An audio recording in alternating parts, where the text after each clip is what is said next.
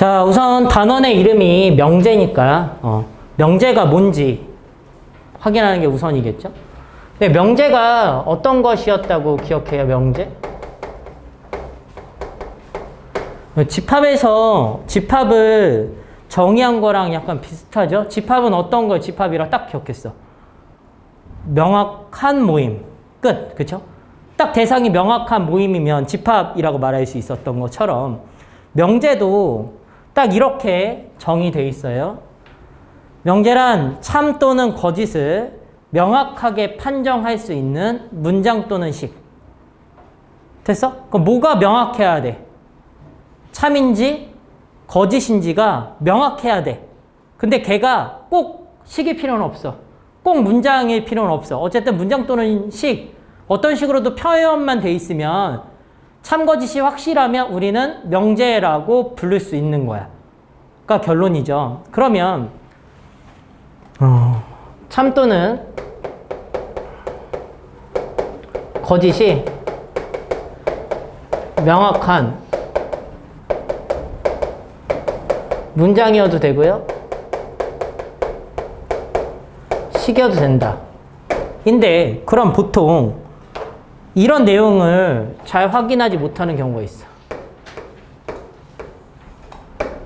명제일까?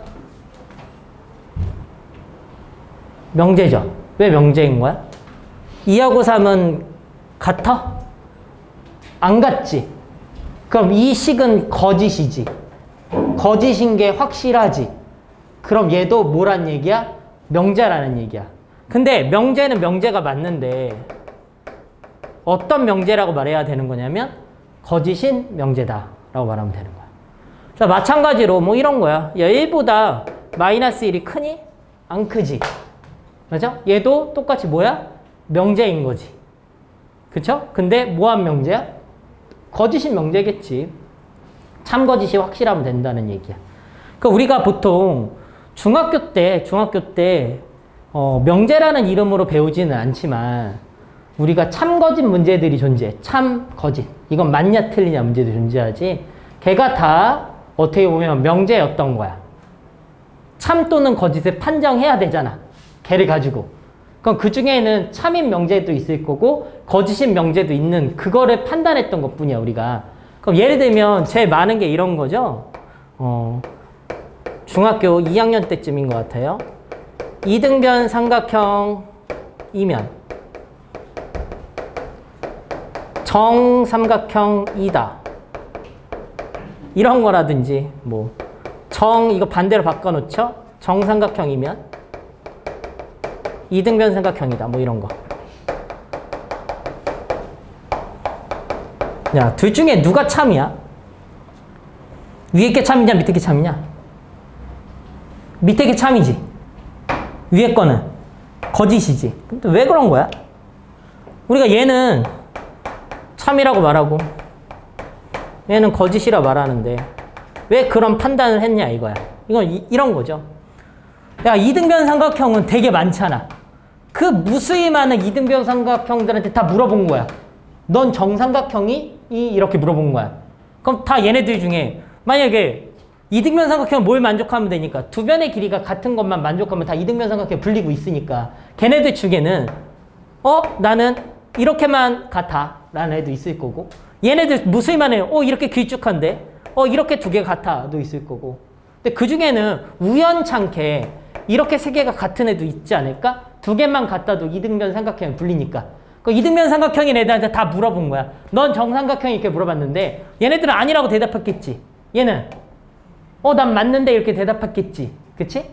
근데 여기에 뭐가 생략돼서 얘를 거짓이라고 생각하는 거냐면 모든 이등변 삼각형이면 정삼각형이다 라고 물어본 거야. 여기에 아무 말이 없어도 모든이라는 말이 생략돼 있다고 생각하는 거야.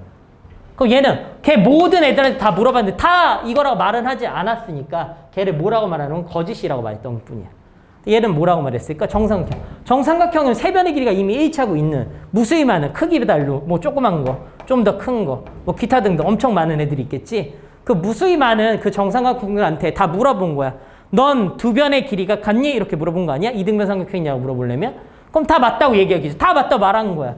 그래서 참이라고 대답하는 거지. 이런 것처럼 어쨌든 명제라는 것 자체는 참 거짓을 명확하게 판정할 수 있는 문장 또는 식은 다 명제라고 부를 수 있다. 이게 전부인 거죠.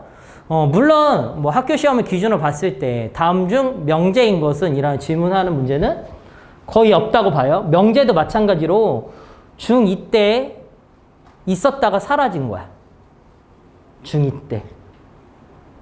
그래서 이 기초적인 개념은 전 교육과정은 중학교 때 배웠다고 그랬지. 그래서 아주 기초적인 그냥 명제인 것은 이 정도 질문을 하지 않는다고 보는 게 맞아.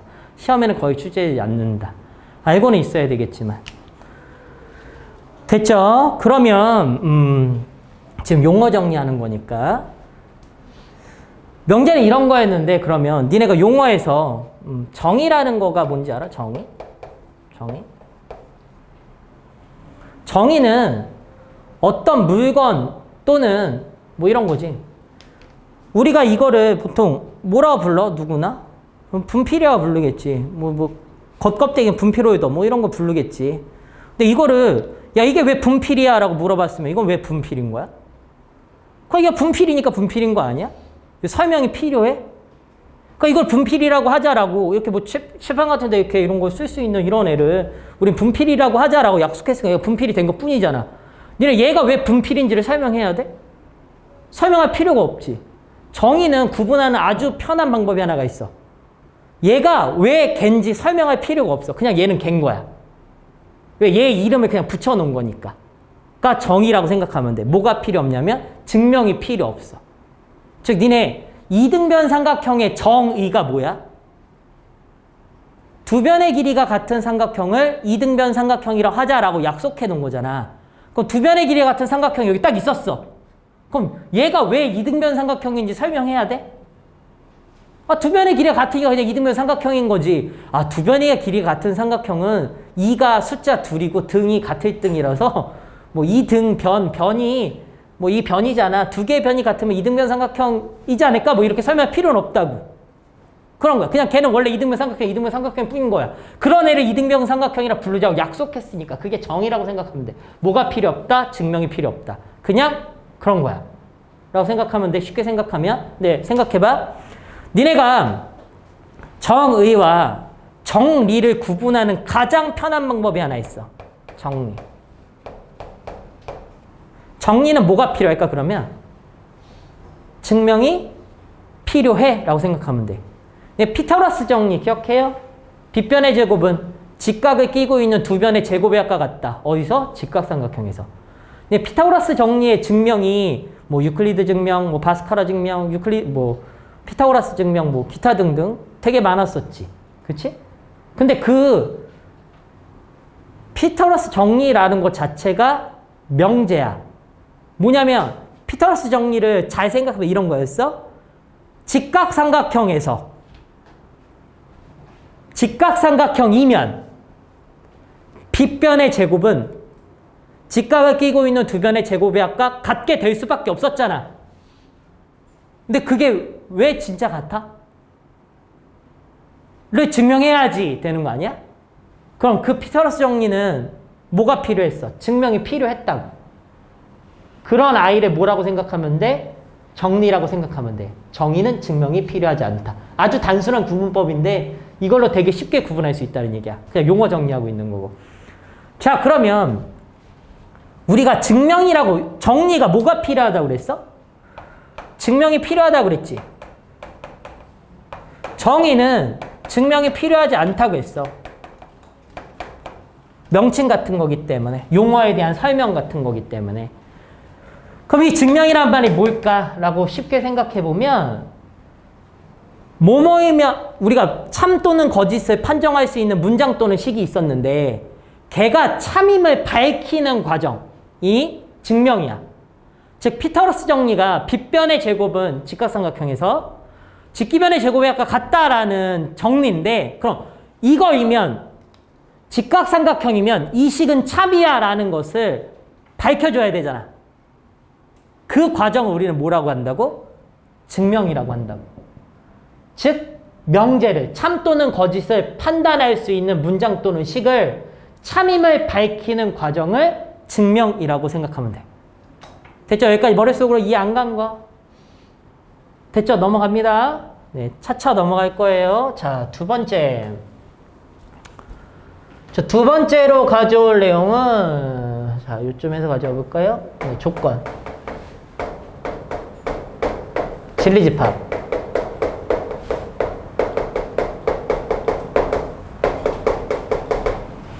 자, 우리가 조건이라고 하는 것도 우선 용어 정리를 해야 돼. 이거는 용어 정리는 당연한 거야. 어쩔 수가 없어.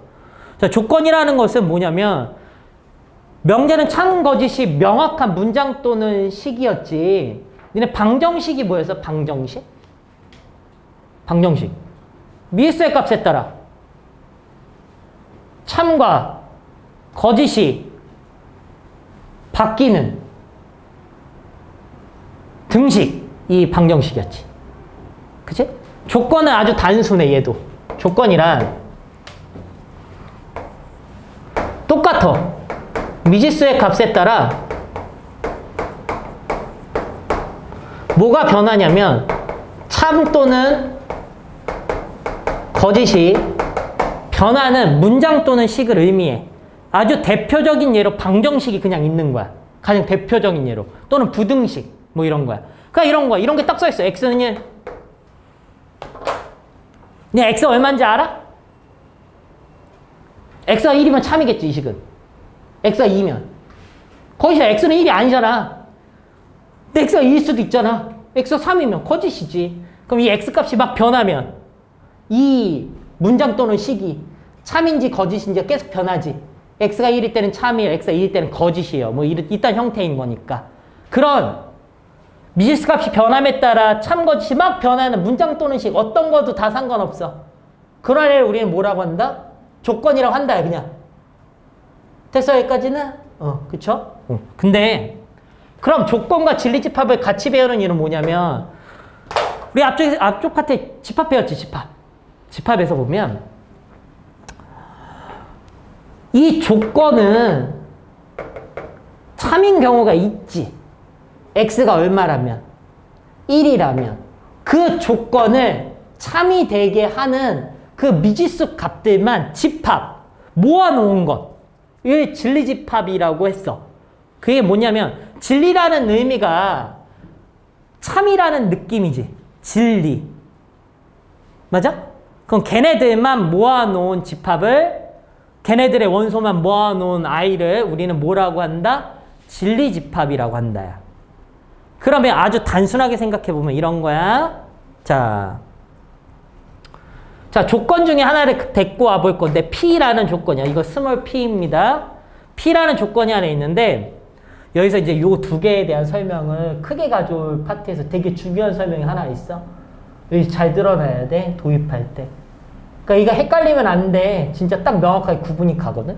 자, 스몰 P라는 어떤 조건이 있어. 근데 이거는 조건 P라고 붙여주지 않는다면 딱 요것만 써있을 때는 명제와 조건은 구분이 사실 가지 않아. 그래서 명제 P다, 조건 P다는 써서 구분해. 문제에서. 직접적으로 주어진다는 얘기야. 조건인지 명제인지는. 근데 만약에 우리가 그 문장 또는 식을 나한테 보여준다면 P라는 조건이건 P라는 명제든 간에 야, 문장 또는 식을 보여준다면 얘가 명제인지 조건인지 당연히 알 수 있지 않을까? 근데 그냥 명제 P가 있다. 조건 P가 있다. 라고만 주어지면 걔가 확인이 안 되잖아. 그럴 때는 꼭 이 멘트를 봐야 되는 거. 조건 P. 근데 조건 P가 만약 있어. 근데 걔가 이렇게 써 있는 거야.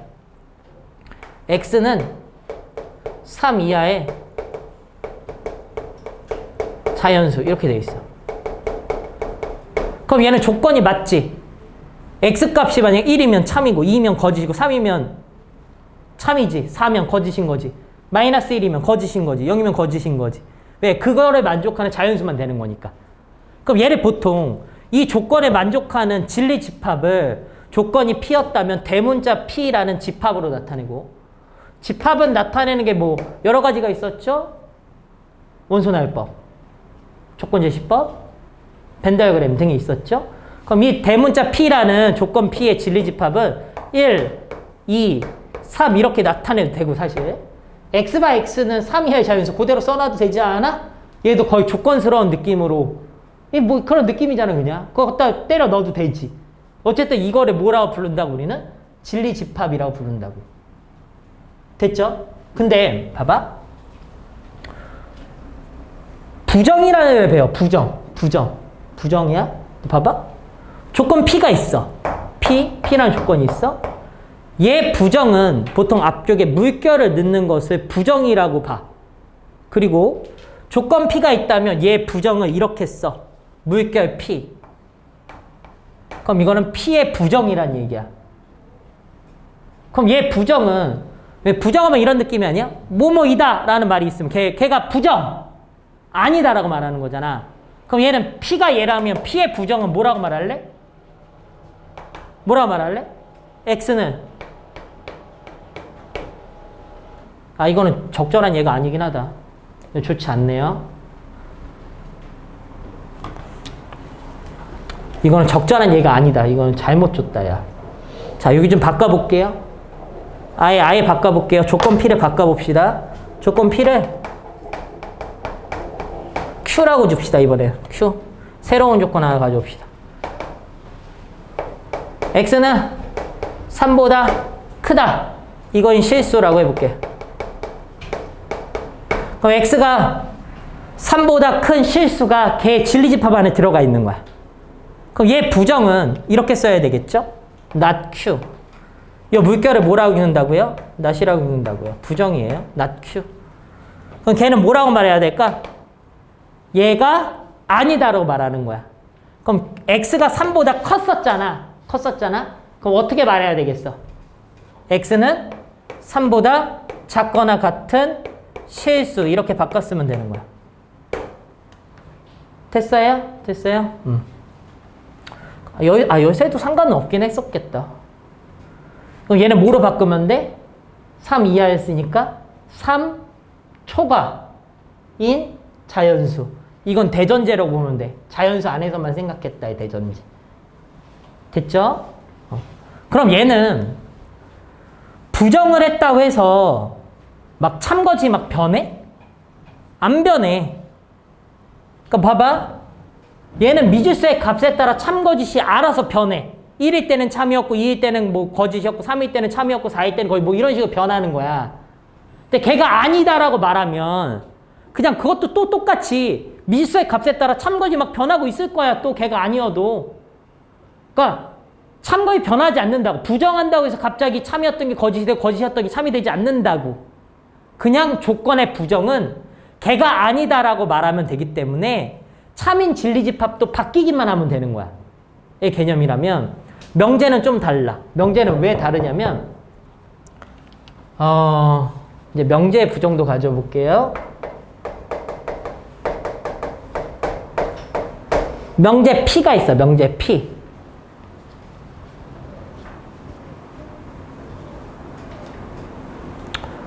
이 부분은 명제 참거짓 판단한 다음에 다시 들어갈게요. 명제 부정은 그러면 오케이. 부정까지 설명했죠. 부정은 뭐뭐가 아니다라는 의미고요. 물결을 붙인다 입니다. 명제 참거짓 가져올 수 있을까요? 지금 바로? 가져와 볼게요. 아주 단순하게 생각해 볼게요.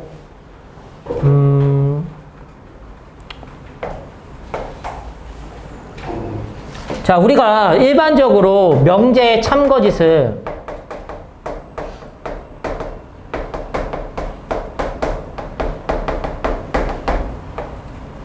판단하는 데 있어서 제일 중요한 포인트를 뭐로 보냐면 명제가 두 개의 조건으로 이루어진 건 사실 아니야. 즉 우리가 조건을 미지수의 값에 따라 참거짓이 막 변하는 문장 또는 식이라고 말한다면 명제는 그냥 참거짓이 명확한 문장 또는 식이지. 근데 명제가 뭐로 이루어진 경우가 있냐면 조건 2개로 이루어져 있는 경우도 있어. 근데 그렇게 안 이루어진 것도 있겠지. 근데 대부분의 명제의 참거짓의 판단은 진리집합스럽게 판정한다 인 거야. 진리집합으로 판정한다가 아니야. 모든 명제를 진리집합처럼 생각해서 판단할 수 있다라는 개념이야. 그건 뭔 얘기냐면 명제의 가장 대표적인 형태로 이런 형태가 있어. 뭐뭐이면 뭐뭐이다. 보통 일반적으로 뭐뭐이면 부분을 우리는 뭐라고 부르냐면 가정 부분이라고 부르고요. 이 뒷부분을 결론 부분이라고 불러요. 얘를 조건으로 표현된다면 보통 이렇게 부릅니다. 앞쪽이 가정 부분인 조건 P이면 조건 Q이다 라는 형태도 있을 수가 있어요. 그 중에 대표적인 예를 주면 이렇게 써있는 명제를 생각해 볼게요. X가 1이면 X제곱은 1이다 라는 명제 하나를 가져와 볼게요. 자, 이 중에 앞쪽 부분인 X는 1이면 부분을 우리는 뭐라고 부르겠어? 가정. 이 부분을 우리는 결론이라고 부를 거야. 근데 여기서 X가 1이면이라는 애는 이것만 놓고 봐봐. X가 1이야. X가 1이야. 얘가 뭐야? 이게 조건이지. 이 부분 봐봐. X가 몇이면 참이고 1이면 참이고 X가 1이 아니면 거짓인 거잖아. 그럼 이 부분만 딱 놓고 봤을 때 이 부분은 우리는 조건이라 말할 수 있죠? 그럼 얘 진리집합은요? 얘를 P라는 조건이라고 생각하면 대문자 P로 표현하겠지. 대문자 P는 원소가 누구 갖고 있는 거야? 1이라는 원소를 갖고 있는 거야. 이 조건이 참이 되는 원소. 근데 결론 부분 봐봐. 결론 이쪽 부분이죠. X제곱이 1이다 라는 얘를 Q라는 결론 부분의 조건이라고 본다면 진리집합 Q는 누가 돼? X제곱이 1이다라는 방정식표면 누구야?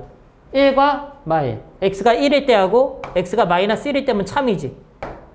됐어? 그럼 질문이 이런 거야. 이건 똑같은 거야. P면 Q냐라고 물어보는 거야. P면 Q냐라고 물어보는 거지. P에 있는 애들을 하나씩 다 봐. P에 누구 있어? 1 있지. 1한테 묻는 거야. 넌 Q니? 라고 묻는 거야. 그 얘기 무슨 말이야? 너는 Q에 속해 있어? 라고 묻는 거야. 그치? 얘는 속해 있어? 있지. 그러면 진리집합 사이의 포함관계가 뒤쪽이 더 크지 않니? 그쵸? 얘한테 다 물어봤어. 넌 Q에 있어? 라고 물어봤을 때 다 있잖아. 그거를 우리는 뭐라고 말할 수 있는 거냐면 참이라고 말할 수 있는 거야. 그래서 근데 반대로 물어봐봐. X제곱이 1이면 X는 1이냐? 이렇게 물어본 거야. 네, 봐봐. X제곱이 1인 누가 있어? 1하고 마이너스 1 있지. 1한테 물어본 거야. 넌 1이니? 그렇잖아. 얘한테 물어보고 넌 1이니? 아니잖아. 그치? 그럼 얘를 뭐라고 말해야 돼? 거짓이라고 말한다. 근데 쉽게 생각하면 앞쪽에 진리집합이 얘는 1과 마일이지. 얘는 진리집합이 1이잖아. 뒤쪽 결론 부분의 진리집합이 크지 않다면 거짓. 뒤쪽 부분의 진리집합, 결론 부분의 진리집합이 크다면, 즉 포함관계를 갖는다면 우리는 참이라고 말할 수가 있다가 결론이야. 그게 명제의 참거짓을 아주 쉽게 판단하는 방법인데, 그럼 다시 일로 들어와봐. 근데 중학교 때 참거짓 이런 거 되게 많이 판정했지. 이등변 삼각형이면 정삼각형이다라는 명제가 거짓으로 판단하는 이유가 뭐냐면 얘가 명제는 아니야 사실. 얘가 조건은 아니야. 이 각각이 미지수가 있는 건 아니잖아.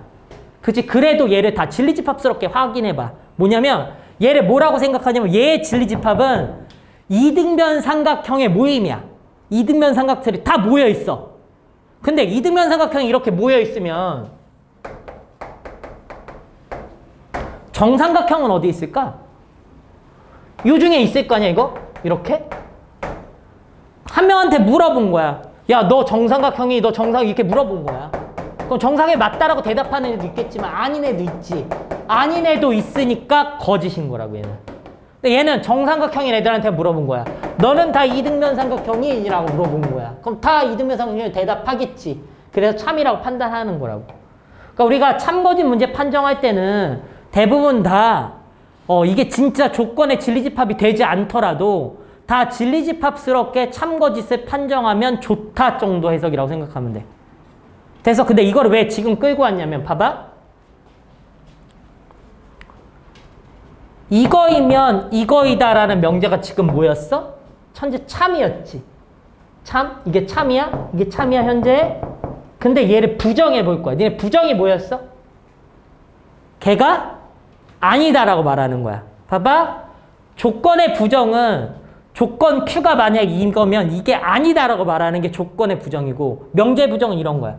이등변 삼각형이면 정삼각형이라는 명제를 부정하잖아. 이등변 삼각형이면 정삼각형이 아니다라고만 바꾸면 되는 거야. 이게 명제 부정이라고. 근데 원래 이 명제는 뭐였었어? 거짓이었지. 이 명제는 거짓이었잖아 현재. 그럼 얘가 아니다라고 바꿔봐봐.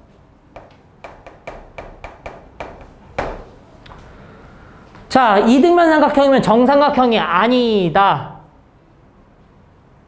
뭐야? 아, 이건 모든이 들어간 명제라서 다르게 바꿔야 돼서 이거 적절한 예가 아니네요. 다른 예로 놓을게요. 자, 예로 와볼게요. x제곱이 1이면 x는 1이 아니다라고 바꿔보세요. 아, 이것도 모든 들어가 있네. 자, 다른 예 하나 들어볼게요.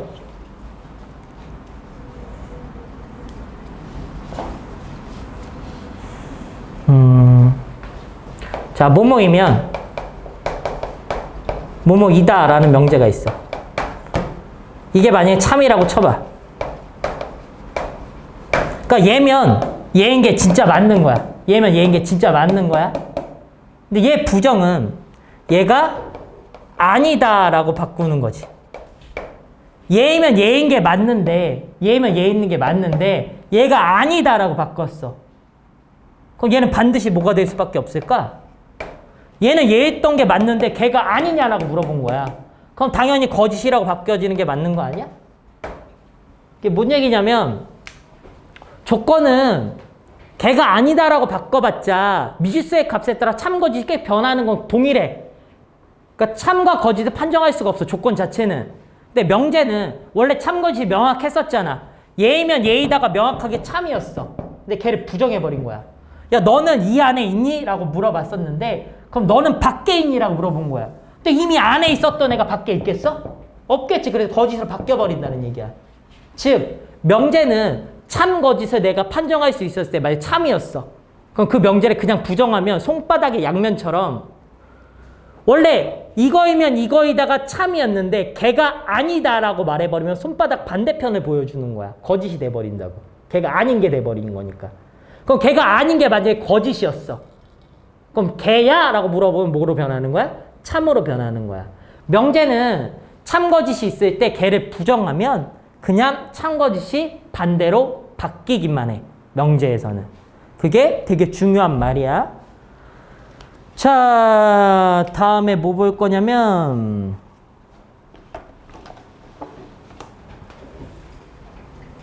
명제 참, 거짓에서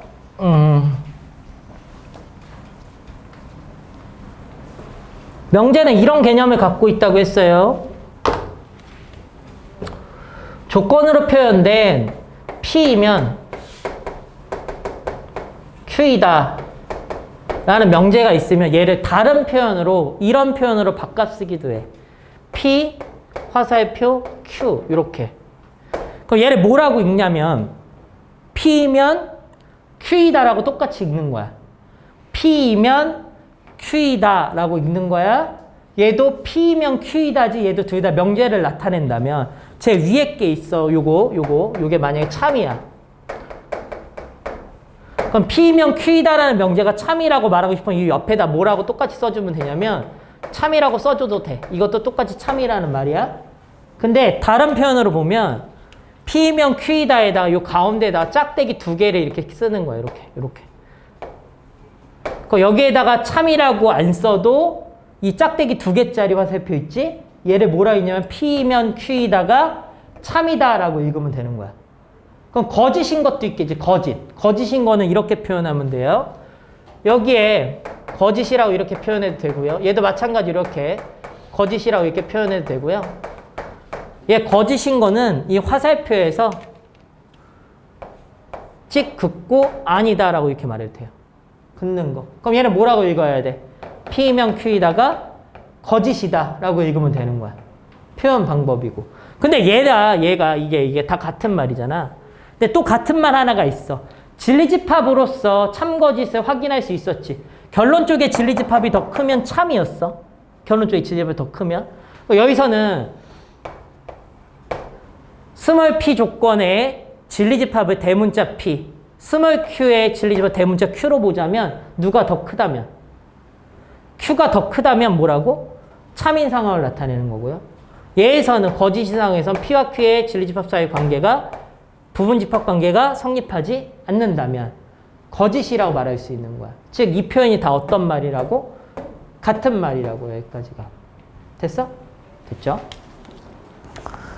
오케이. 자, 그럼 우리가 증명한다고 할 때는 참임을 보여주는 게 증명이었지. 참임을 보여주는 거. 그럼 거짓임을 보여주는 것도 있지 않을까? 명제는 참임 명제도 있을 거 거짓임 명제도 있을 거잖아.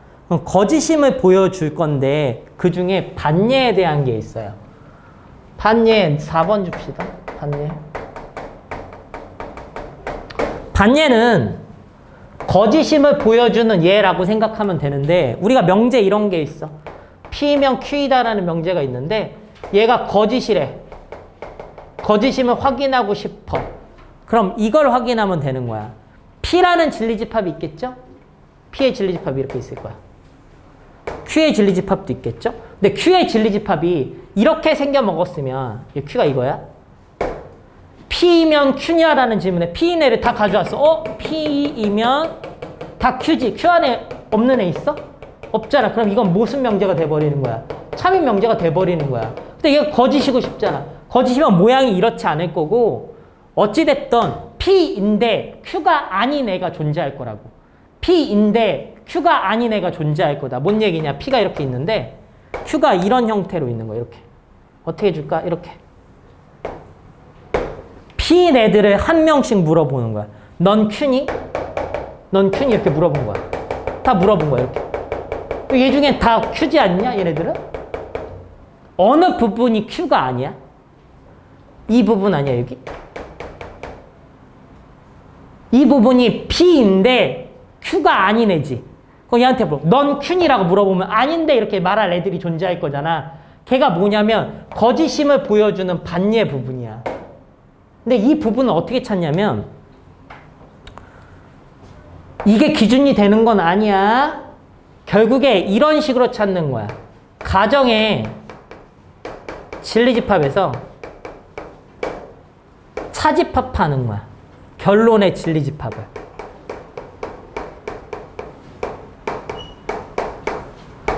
즉 내가 가정 부분을 색칠해 놓고 여기죠? 가정 부분의 진리집합을 색칠해 놓고 결론 부분의 진리집합을 차집합 지워버린다면 남는 애가 뭐인 거야? P 안에 있으면서 Q가 아닌 애가 남는 거잖아. P인데 Q가 아닌 애가 남는 거지. 그럼 걔가 뭐겠어? 거짓임을 보여주는 얘가 될 거잖아.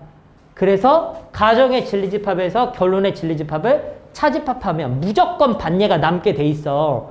근데 예를 들면 이런 거야. 뭐 문제에서 여러 개를 물어볼 수 있겠지만 결국에 이런 명제가 있다고 쳐볼게. 나 P면 Q이다 라는 명제가 거짓임을 보여주는 예인 반예의 진리집합을 구하시오. 반예들이 모여있는 진리집합은? 이라고 물어본다면 얘는 어떤 걸 찾아야 되는 거야? 나 Q이지만 나 P이지만 P가 아니지만 Q 안에 들어있지 않은 애를 찾아야 되는 거잖아. 그럼 얘의 진리집합은 뭔데? 나 P의 진리집합은? P가 아닌 애들만이지. 그럼 뭐라고 표현하면 좋을까? 우리는 집합에서 여집합 배웠지? P가 아닌 애들. 원래 P만 있으면 어떤 진리집합을 갖겠어? 대문자 P라는 진리집합을 갖겠는데 걔가 아니다니까 P의 여집합을 진리집합으로 갖겠죠? 됐죠? 근데 얘는 진리집합이 누구야? Q지 Q. 걔를 차집합한 게 반예의 진리집합이겠다. 그럼 얘가 답일 수도 있잖아. 뭐 벤 다이어그램 색칠된 데 찾을 수도 있고 얘가 답이라고 할 수도 있고 기억, 니은, 디귿, 리을 중에 있을 수도 있고 근데 얘가 보기 중에 없으면? 보기 중에 없을 수도 있지. 그럼 얘 차집합 보여? 얘 차집합은 어떤 변형이 가능했어? 교집합에 여집합 변형 가능했지. 그럼 얘는 어떻게 바꿨을 수도 있어? P 교집합 Q의 여집합 변형해서 얘를 찾을 수도 있고 얘를 다시 드모르간으로 뽑아낸 것도 찾을 수도 있고 기타 등등 보기 중에 있는 걸 찾아야 되니까 보기 중에 꼭 이게 있을 수는 없으니까 네, 그걸 찾아 나간다. 뭐 드모르간 돌려볼까요? P여 합 Q의 전체의 여집합 이런 식으로 갈 수도 있겠죠. 네, 뭐 이거는 아주 단순하게 생각하면 돼. 얘인데 얘가 아닌 애를 찾으면 되기 때문에 가정의 진리집합에서 결론의 진리집합을 차집합한 게 반예의 진리집합이 될 수밖에 없다라는 개념이라고. 됐죠? 됐죠? 오늘은 절대부등식 전까지는 개념 진행할 거예요. 문제풀이도 일부 나갈 거고요. 오케이, 4번. 예, 지우고 5번 가봅시다.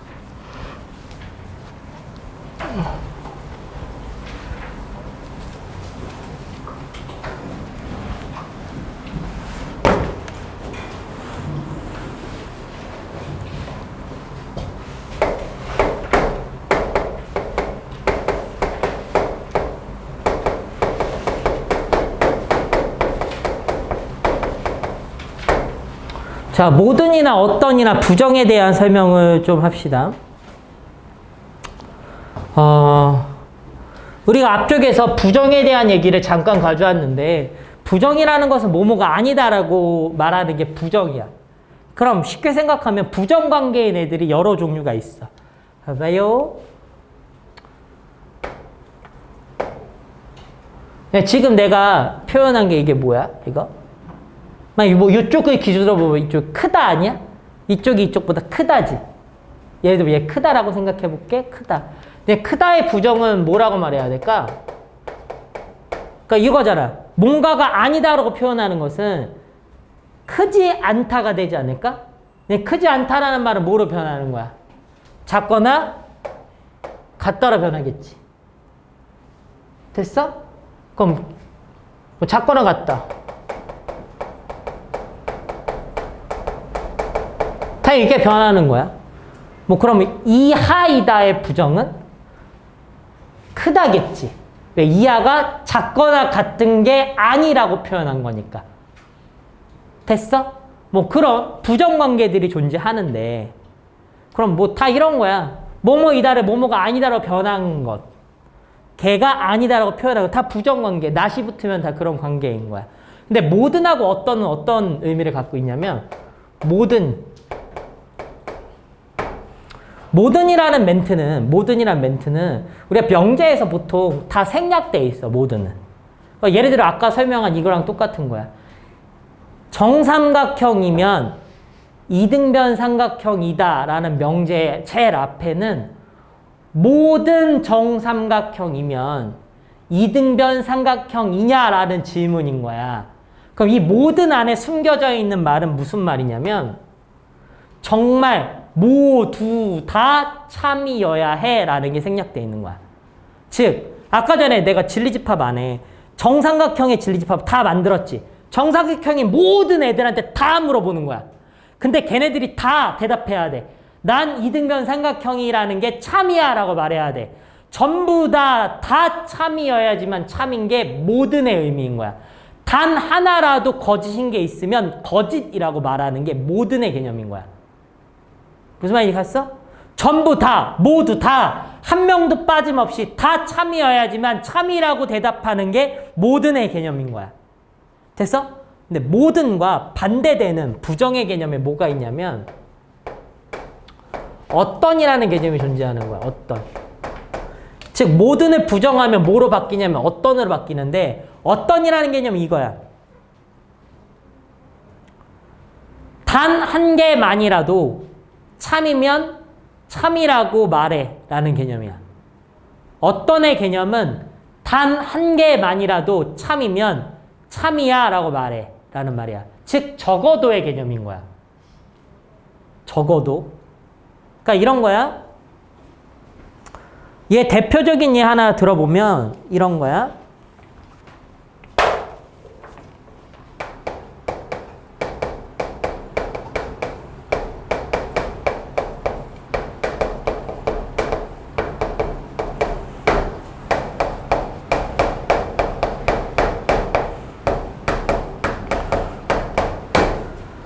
자, 다음 명제가 하나 있어. 모든 실수 x에 대해서 x제곱 플러스 x 플러스 1은 0보다 크다 이다라는 명제가 있어.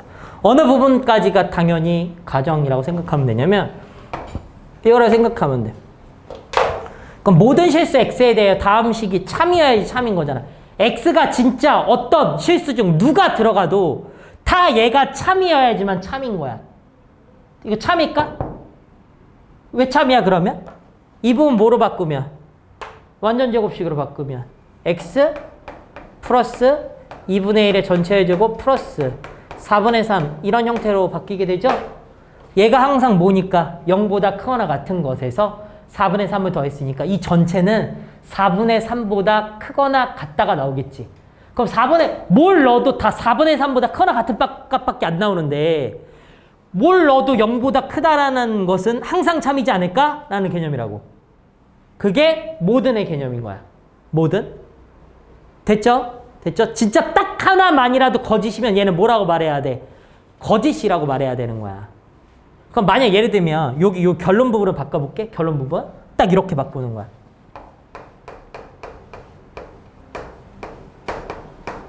자, 앞부분은 이거야. 모든 실수 x에 대해서 x-의 제곱은 0보다 크다 이다야. 참이야 거짓이야 이거? 거짓이지. 왜 거짓이야? x가 딱 1인 한 경우에 대해서 뭐가 일어나? 얘가 거짓인 경우가 일어나지. 모든의 개념은 뭐라고? 진짜 다 단 한 개도 빠지지 않고 모든 애들에 대해 다 참이어야지만 참이라고 대답할 수 있는 거야. 단 한 개만이라도 뭐 한다면? 거짓이라면. 거짓이라 말하는 개념이 모든의 개념이라고. 근데 이 부분을 딱 이렇게만 바꾸는 거야. 이 노란색 여전히 이렇게 있는 거야. 근데 여기를 딱 요 부분을 어떤이라고 바꿨어.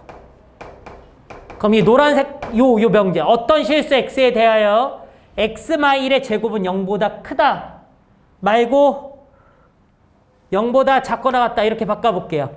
이 명제는 참일까요? 참이지. 왜 참이야 얘는? 어떤이라는 말은 단 한 개만이라도 라는 개념이야. 한 개가 참이어도 돼. 두 개가 참이어도 세 개가 참이어도 돼. 그건 상관이 없는데 적어도 한 개가 참이면 이 명제는 참이라고 본다라는 개념이 어떤이라는 개념이라고. 그럼 여기다 봐봐. 1 넣으면 어때? 1 넣으면 참이지. 이 식의 참인 1이라는 경우가 딱 하나 존재해. 나머지는 다 거짓이잖아. 그럼 적어도 하나의 실수에 대해 참인 경우가 존재하므로 이 명제는 참이라고 본다가 어떤의 개념이라고. 됐어? 어떤을 부정하면 모든이 되고 모든을 부정하면 어떤이 됩니다. 크다의 부정은 작거나 같다 또는 크지 않다라고 표현하면 돼요. 부정은 대부분 뭐뭐하지 않다라고 바뀌는 걸 부정이라고 생각하면 되는데 근데 부정이라는 것 자체가 의미상 부정도 많아. 의미상 부정. 뭔 얘기냐면 부정한다고 해서 무조건 뒤쪽에 아니다라고 붙이는 것만 부정이라고 보지 말고 아니다라는 말에 붙였을 때 의미상 같은 걸로 바꿔도 걔도 부정이라고 생각해야 되는 거야. 그럼 예를 들면 요거에 대한 이해를 잘 못하는 경우가 있긴 하더라고요.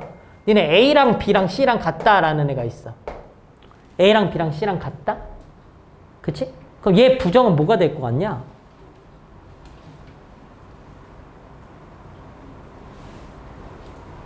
그러니까 얘 자체가 A랑 B랑 C랑 같다잖아. 얘를 부정하면.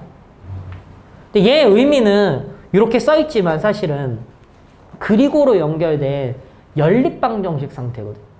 뭔 얘기냐면 A랑 B랑 뭐하고? 같고 그리고 B랑 C랑도 뭐하고? 같고 그리고 C랑 A랑도 같다의 식 상태가 얘인 거야. 근데 얘를 부정한다고 생각해봐. 부정. 얘가 다 아니다라고 말하는 거. 다 아니다. A랑 B랑 C랑 얘 뭐라고 말해야 돼? A와 B와 C가 같다를 부정하면 A하고 B와 C는 같지 않다라고 말하면 되잖아. 걔를 다른 식으로 표현하면 말로 표현하는 거 식으로 표현하면 뭐라고 말할 거야? A랑 B랑 뭐 해야 돼? 같지 않아야 되지 않아? 근데 여기 붙어있는 게 여기 뭐였어? 그리고였지. 부정의 개념 니네 여집합 개념처럼 받아들이면 돼. 근데 콤마는 집합에서는 뭐였어? 교집합이지. 그리고니까. 그럼 걔 부정은? 합집합으로 바뀐다고 생각하면 되는 거야. 또는으로. B와 C도 뭐하지 않고 같지 않고 또는 C와 A가 같지 않다. 이렇게 표현하는 거야. 됐어? 됐죠? 이게 부정의 개념입니다. 표현은 여러 가지 표현으로 써도 상관은 없어요. 네. 자, 6번째. 명제 역이대우. 명제 역이대우하고 필요 충분 조건까지만 설명하고 설명을 멈출 겁니다. 그 다음에 문제풀이 할 거예요.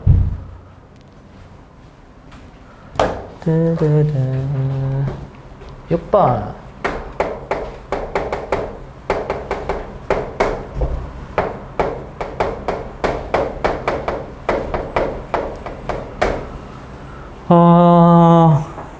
명제 역과 대우 관계는 우리가 어떤 명제가 있어. P이면 Q이다라는 명제가 있을 거야. 이 명제가 현재로는 참인지 거짓인지 모른다고 쳤을 때, 자, 우리가 역이라는 것은 관계야, 관계. 역은 P면 Q이다라는 명제가 있으면 P 부분은 우리는 가정이라 불렀지.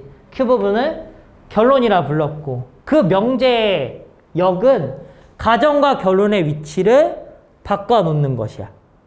자, 뭐뭐이면 뭐뭐이다라는 명제의 역은 바꿔버리면 되지, 그냥. 그럼 얘는 뭐라고 말할래, 역은? Q이면 P다라고 바꿔놓는 것을 우리는 역이라고 부르는 거야. 근데, 자, 역은 Q이면 P다라고 물어보면 이건 말도 안 되는 소리야. 뭔 얘기냐면 얘는 관계라고. 얘는 P면 Q이다라는 명제에 가정과 결론의 위치를 바꿨더니 얘가 된 것 뿐이지. 얘가 역인 건 아니고 이 명제의 역이 얘인 것 뿐이야. 즉 만약에 명제 중 이런 것도 있을 수 있잖아. not Q이면 P다라는 명제가 있을 수도 있지. 그냥 이것도 뭐뭐이면 뭐뭐이다에 참고지 판정하는 거니까. 근데 얘 그럼 역은 뭐가 될 것 같아? P이면 not Q이다가 되는 것 뿐이라. 이건 관계라고. 가정과 결론의 위치를 바꿔놓은 관계. 즉 이 명제의 역은 얘이죠. 근데 얘 자체도 그냥 명제야. 이거이면 이거이다는 명제인 거고, 그럼 이 명제의 역은 누가 되는 거야? P면 Q이다가 되는 거야. 이해했어? 관계라고. 가정과 결론의 위치를 바꿔놓은 관계. 됐죠? 그럼 대우라는 애가 있어. 대우. 대우라는 애는 뭐냐? 이쪽으로 옵시다.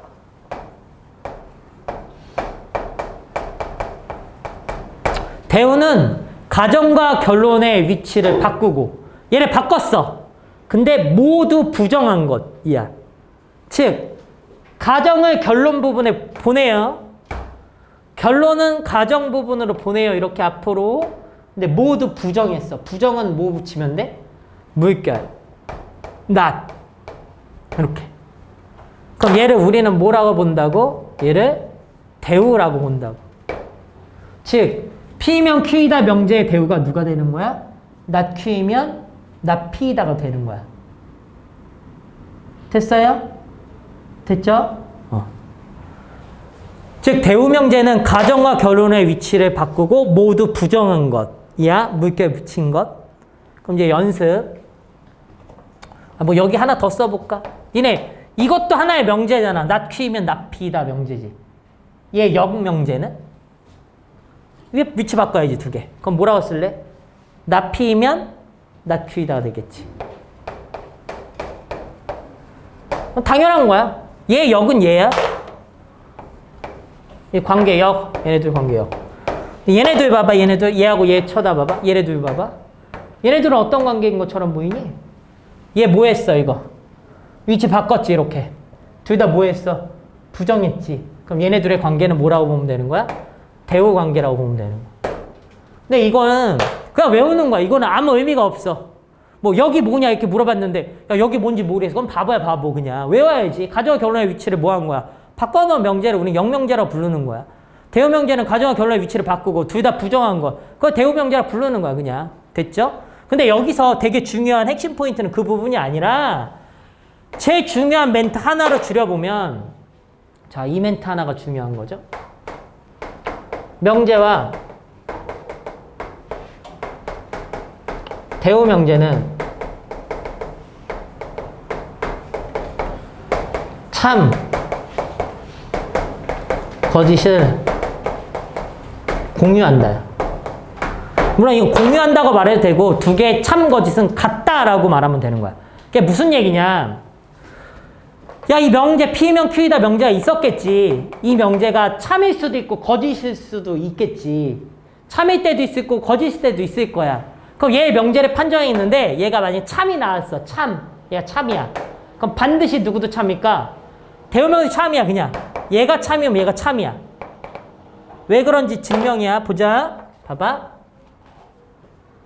내가 P이면 자, 요 기호 보이죠? 짝대기 2개짜리. 이게 무슨 말이야? P면 Q다는 명제 참이라는 말이지.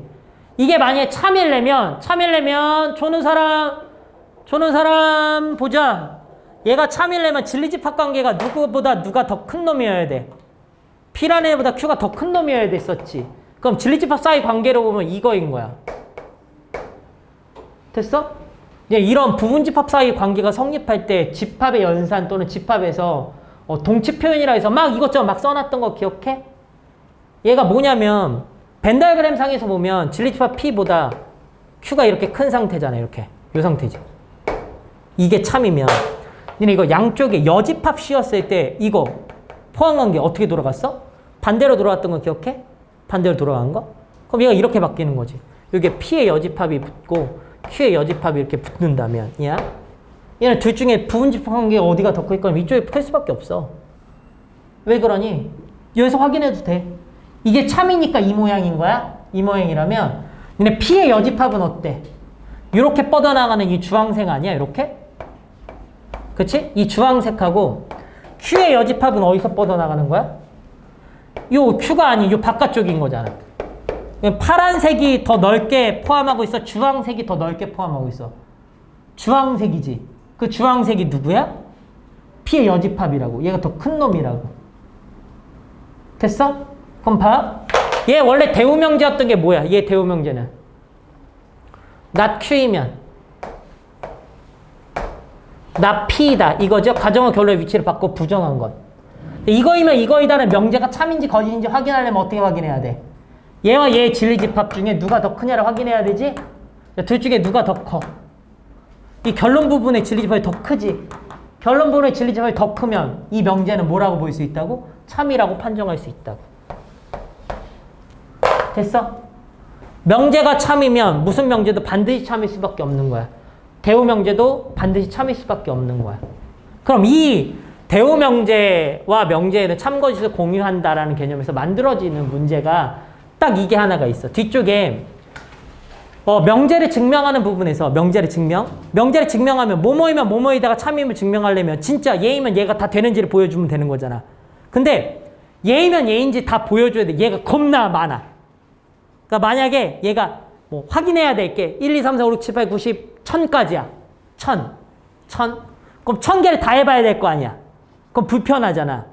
그치? 결론도 있을 거잖아. 그거 다 하기가 너무 불편해. 근데 결론 부분에 이런 게 써 있는 거야. x가 1이 아니다가 써 있어. 이 결론이 x가 1이 아니다야. 됐어? 그럼 걔를 대우해봐. 대우 명제로 바꿔봐. 얘가 여기 결론이 뭐라고 했어 내가? x가 1이 아니라고 표현했지. 그럼 얘가 일로 왔어. 뭐로 변해? x가 1이다로 변하지. 그럼 x가 1인 것만 넣어보면 되는 거야 그냥. 그럼 얘가 참인지 거짓인지 판정이 되겠지. 근데 얘가 참이 나왔어. 그럼 자연스럽게 얘도 뭐가 된 거야? 그냥 참으로 판정할 수 있는 거야. 그게 대우 명제를 통한 증명의 가장 큰 흐름이야. 뭔 얘기냐? 본래 명제가 참거짓을 증명해 너무 복잡해. 불편해. 너무 많아서. 그때 본래 명제와 대우 명제는 참거짓이 동일하기 때문에 대우 명제로 돌아가 봤더니 요 부분에 진리집합, 즉 내가 고려해야 될 애가 몇 개 없는 거야. 그것만 보여서 참임을 보이면 되겠지? 그래서 대우 명제를 통한 증명, 간접 증명법 중에 하나야. 대우 명제를 통한 증명이. 즉 우리가 본래 명제가 증명하기가 너무 까다로우니까 대우 명제를 통해서 간단하게 몇 가지만 확인하여 참임을 보여보자 이런 의미로 대우 명제를 통한 증명에 사용이 되고, 두 번째는 명제와 대우 명제는 참거짓 공유한다 그랬지. 그런 얘기는 다시 말하면 뭐냐면 우리가 어떤 명제가 있어. 이 본래 명제의 참 거짓만 정말 명확하게 확인할 수 있다면 이 모든 것들의 참 거짓을 명확하게 판정할 수 있는 거야. 뭔 얘기냐? 봐봐. P면 Q이다는 명제가 진리집합이 Q 쪽이 컸어. 그럼 P면 Q이다는 명제는 참일까 거짓일까? 참이지. 근데 앞쪽이 크진 않았어. 이렇게. 요 상황이야. 요 상황. 됐어? 그럼 봐봐. P면 Q이다는 참이지. Q이면 P이다는 참일까? 거짓이지. 왜? Q보다 P가 진리집합이 크지 않다라잖아. 부분집합 사이의 관계가 포함되지 않는다라고 했잖아. 그럼 얘는 뭐라고 표현해야 돼? 이때는 거짓. 그럼 얘는 참. 왜? 명제가 참이니까 대우명이 참이겠지. 얘가 거짓이었잖아. 그럼 얘도 뭐인 거야? 무조건 거짓인 거야. 나는 요 얘네들 중에 어떤 딱 한 개의 명제만 진리집합 사이의 관계를 명확하게 확인할 수 있다면 얘네들의 참거짓을 다 알 수 있다라는 개념이라고. 두 번째. 3단 논법 기억해요? 요거 지워볼게요. 3단 논법. 3단 논법.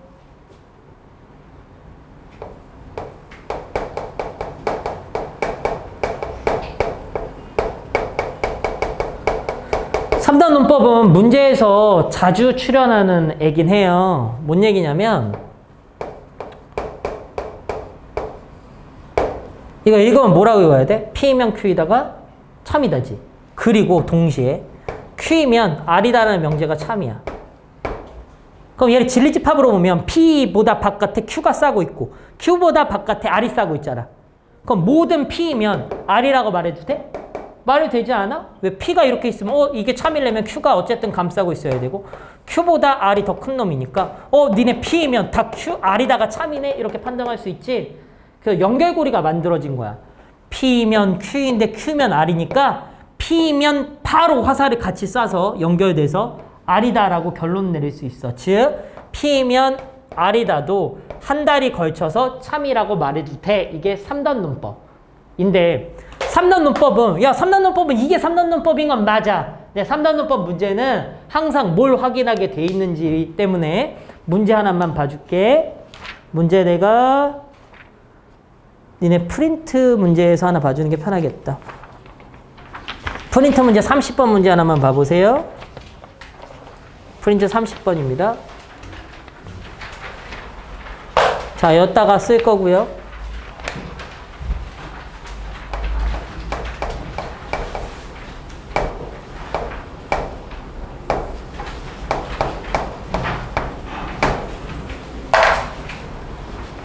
자, 이 명제와 이 명제가 참이래. 두 개의 명제가 참이래. 됐죠?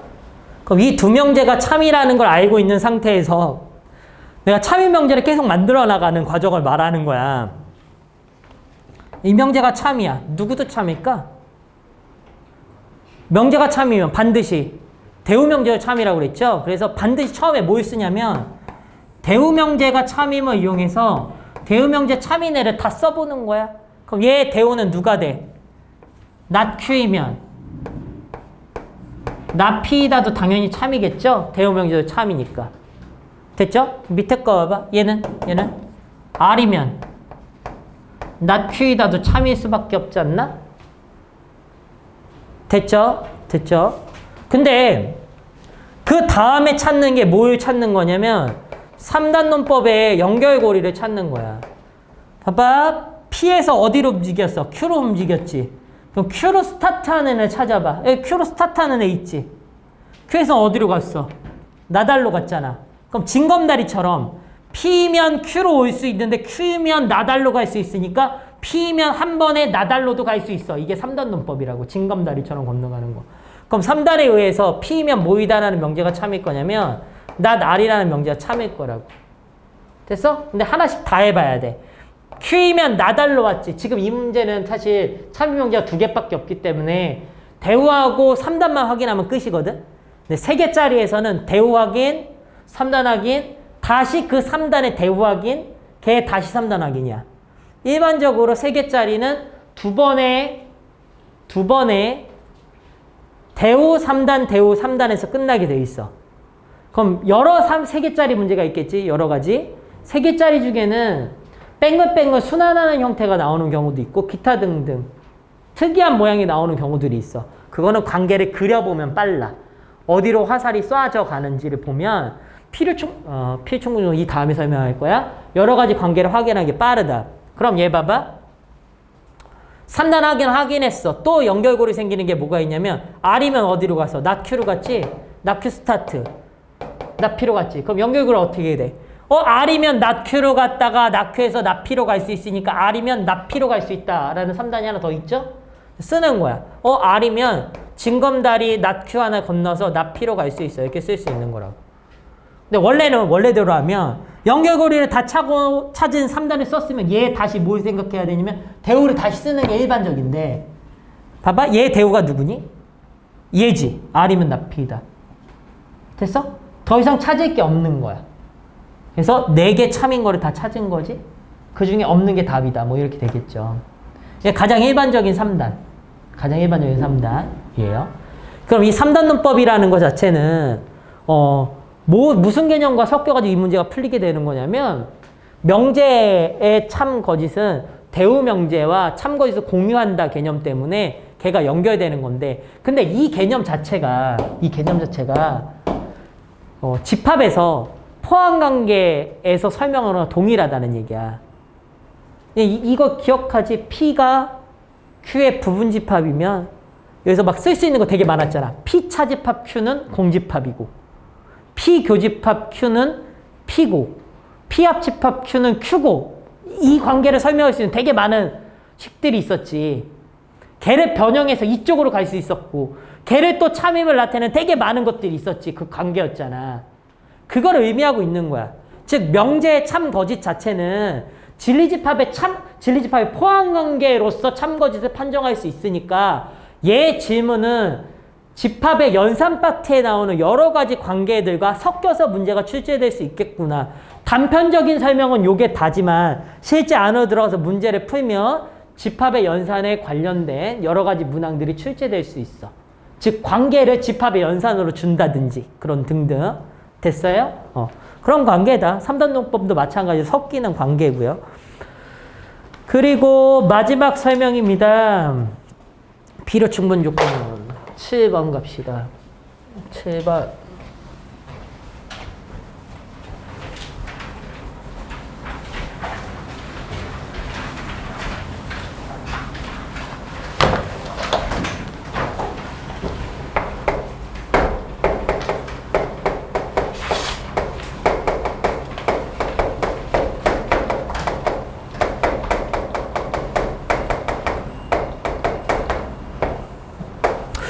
필요 조건, 충분 조건은 사실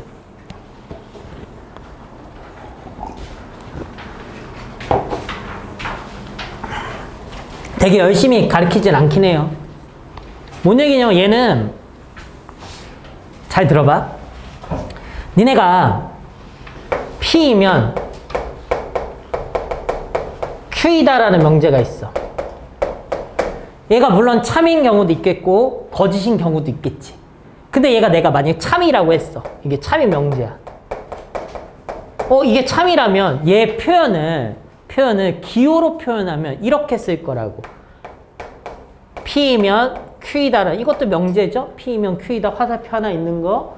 얘 여기다가 이렇게 참이라고 써도 위에 말과 밑에 말은 어떤 상태냐면 같은 말인 상태인 거. 이런 거 같은 말이지. 다른 말일 수가 있겠어? 동일한 말이죠? 근데 얘를 또다시 이렇게 써도 되잖아.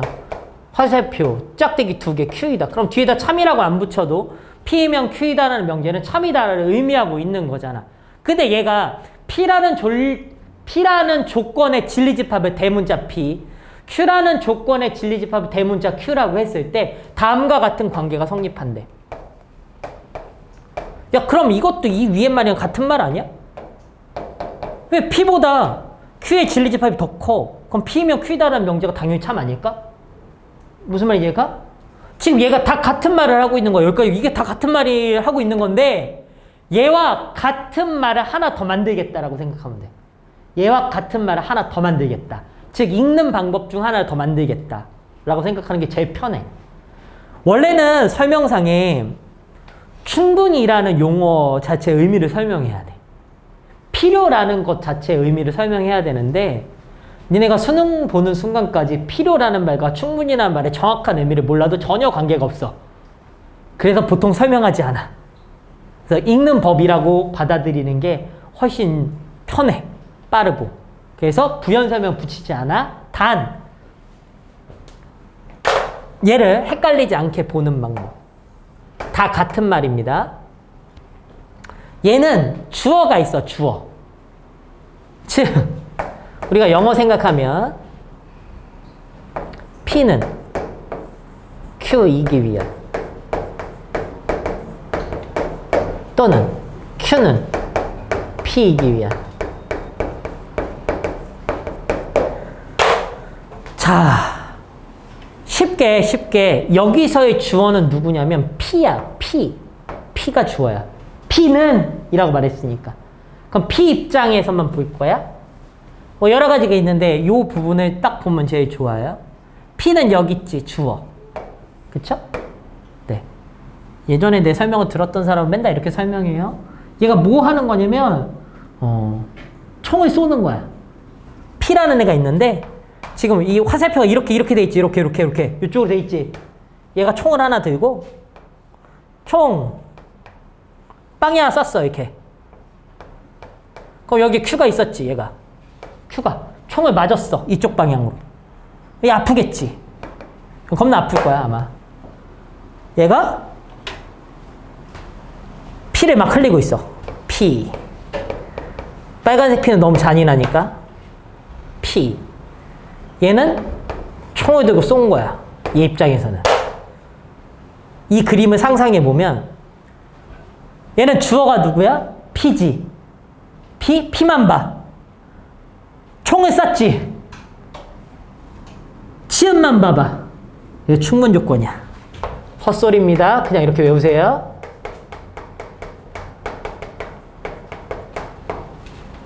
그러니까 쉽게 쏘면 뭐라고? 총을 쏘면 치읓이니까 충분 조건이라고 생각하면 돼. 근데 봐봐. 얘는 주어가 누구인 거냐면 Q야. Q 입장에서 보면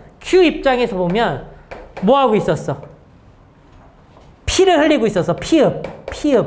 필요 조건 이라고 외우세요. 그러면 절대로 헷갈리지 않아요. 그럼 예를 들면 이런 거야. 봐봐. 우리가 아무거나 써도 상관없어. 이런 거야. not Q이면 P이다, R이다 할까? 아무거나 해도 상관없으니까. R이다는 명제가 있는데 얘가 참이야. 지금 이 상태가 참이야. 그럼 니네가 얘를 읽는 여러 가지 방법을 생각해 보면 not Q이면 R이다가 참이다라고 읽어도 되고요. 진리집합사의 관계로는 Q의 여집합이 R의 부분집합이다라고 읽어도 되지? 근데 얘를 다르게 읽어볼게. not Q는 R이기 위한 무슨 조건? 얘 주어가 얘잖아. 얘 생각해봐. 쐈어 맞았어? 쐈으면 충분 조건이라고요. 됐어? 그럼 R은 not Q이기 위한 무슨 조건? 쳐 맞았잖아. R은 쳐 맞으면 P가 날 거라고. 총 맞았으니까 필요 조건이야 라고 생각하면 좋아요. 그럼 거꾸로 문제에서 이렇게 주어질 거고 not R이면 Q이기 위한 필요 조건이고요. 뭐 P면 Q이기 위한 필요 조건이요 라고 돼 있으면 그 멘트를 다 이렇게 바꿔놓으면 돼. 그럼 이 멘트 준 것 때문에 뭐가 생기겠어? 부분집합, 진리집합 사이에 포함관계가 생길 거고 그럼 그 안에서 3단노법이 돌아가든지 아니면 뭐 명제가 참이니까 대우명제가 참이로 돌아가든지 즉 이 내용이 요 내용이 뭐냐면 그냥 이거이면 이거이다를 참을 알려주는 그냥 하나의 표현 방법 중 하나라고. 그냥 이거를 읽는 이거를 P이면 Q이다가 참이라고 써도 되고 P 화살표 Q 참이라고 써도 되고 P 짝대기 2개 Q라고 써도 되고 P와 Q의 진립관계 이렇게라고 말해도 되지만 얘를 P는 Q에 의한 충분 조건이라고 말하는 것도 같은 말이라고 그냥 쉽게. 그럼 얘도 이렇게 써있으면 얘인 거고 이렇게 써있어도 얘인 거라고. R의 기준으로는 Q한테 쳐 맞았으니까 Q를 기준으로 R한테 쐈으니까 라는 얘기야. 근데 봐봐. 이런 멘트가 나와 있을 때 일관되게 화살표는 한 방향으로만 쓸 거야. 뭔 얘기냐면 니네가 어느 때는 P가 Q한테 맞았대 뭐 이렇게 쓰고 어느 때는 R이 not Q한테 쐈대 뭐 이렇게 쓸 수 있잖아. 그럼 얘는 한쪽은 이쪽으로 쐈고 한쪽 이쪽으로 쐈지. 그럼 나중에 대우명제의 참거짓 막 관계를 만들 때 불편해져 이렇게 쓰면. 그럼 어떻게 쓰는 거야? 다시 봐봐. 이쪽 봐봐. 충분 나오지. 충분은 정방향으로 써 이렇게. 그리고 쏴버려. 그리고 필요 나오지. 필요. 역방향으로 써. 왜? 아래 입장에서 뭐 하는 거니까? 맞는 거니까. 걔를 오른쪽에 쓰란 얘기야. 이렇게. R은 맞아. 이쪽 방향으로 화살표를 만드는 거야. 그래야 나중에 지리집합사의 관계나 대우명제를 통하여 막 3단 논법 찾을 때 실수를 안 해. 즉 얘도 그냥 뭐 한 거라고? 읽는 한 가지 방법이라고. 됐죠? 그러면 봐봐. 명제 중에 어떤 관계의 명제도 있을 수 있냐면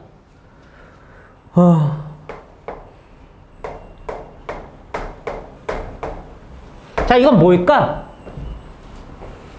짝대기가 양쪽 다 있지. P면 Q이다도 모이고 참이고 Q이면 P이다도 참이다지. 됐어? 그럼 얘 진리집합 사이의 관계는 이런 거야.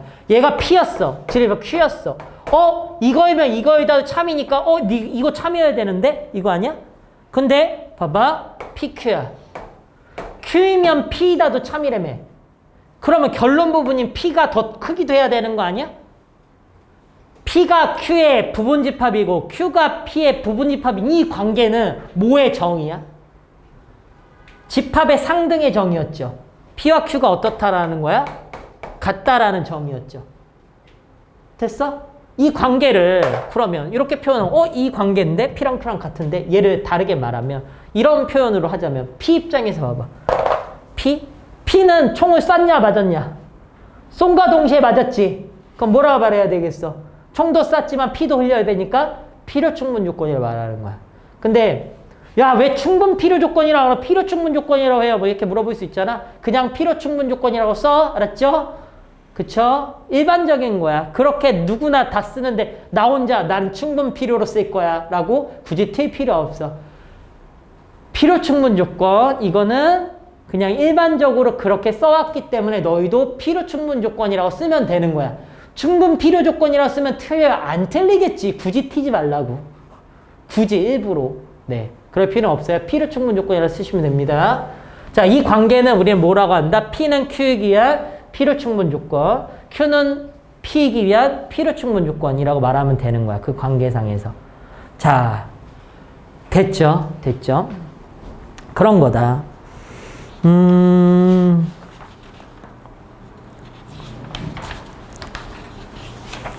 오늘 나간 파트는 명제 부분 중에 절대부등식 전까지 나간 거야. 절대부등식. 그래서 명제 기본 설명들 쭉쭉쭉 필요 충분 조건까지 한 상태입니다. 이 정도 개념 설명이고요. 물론 실제 원래 겨울방학 특강 때 나가듯이 진짜 파트 쪼개가지고 진짜 짜잘하게 예시문항까지 보통 개념서에 보면 뭐 하나 설명하고 예제 하나 있고 뭐 하나 설명 예제 하나 있고 이러잖아. 그 정도 설명한 건 아니야. 그냥 뭉뚱그려 설명한 거기 때문에 문제 풀다 맡길 수 있어. 다 설명한 게 아니라서. 그러니까 뭐 부정의 개념도 간단하게 그냥 설명했지. 진짜 디테일하게 모든가 어떤이 들어가 있는 명제 참고지 확인하고 부정한 다음에 참고지 판단한다. 뭐 이 정도까지 들어가 본 건 아니야. 개별 문제로서는.